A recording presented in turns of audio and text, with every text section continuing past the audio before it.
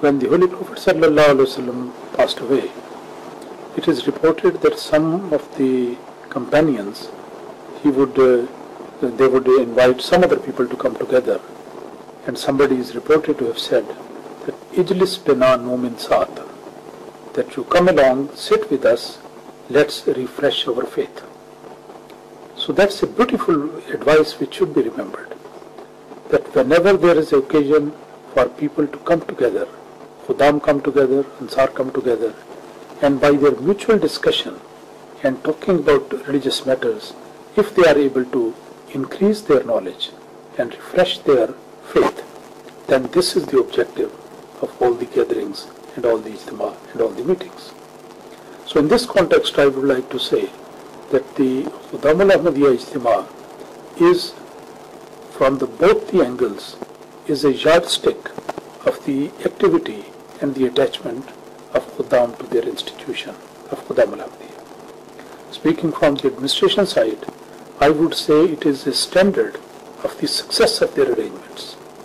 It is the one point through which you can measure the activities and the success of Khuddam al-Ahmadiyya organization as to how many Khuddam have attended that. Because the number of the Khuddam attending an Ijtima and the percentage of that, that will be an indicator of the success or, God forbid, the failure of the administration. So in that respect, it is the responsibility of the administration that they should try to employ all measures and all ways to get maximum attendance, because this is a sort of yardstick for them and an indicator of their success over the year.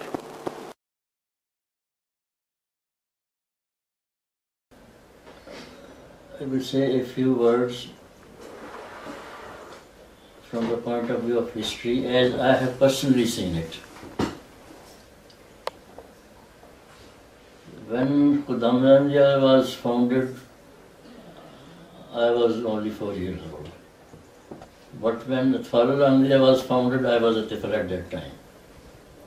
And we used to hold the annual Ijtima in Qadian, and Hazrat Khalifatul Masih Sani who blessed this Ijtima with his presence. So in those days, the Atfal and the Khuddam stayed outside the town in an open ground and built their own tents.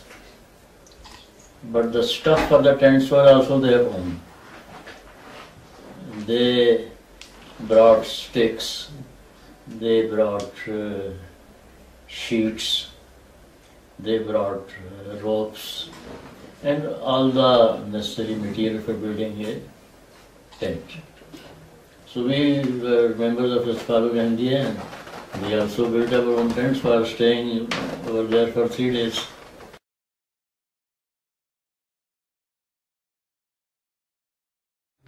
Assalamu alaikum wa rahmatullahi wa barakatuh. My background is that I'm actually a convert. Okay. But I'm not a convert by birth. Yeah. This is something which I can't emphasize enough for the youth. That as there are different groups who say that they are born into a faith, but then they're reborn into a faith. And for me, I think most of the youth that are in the Western nations, this is their common experience.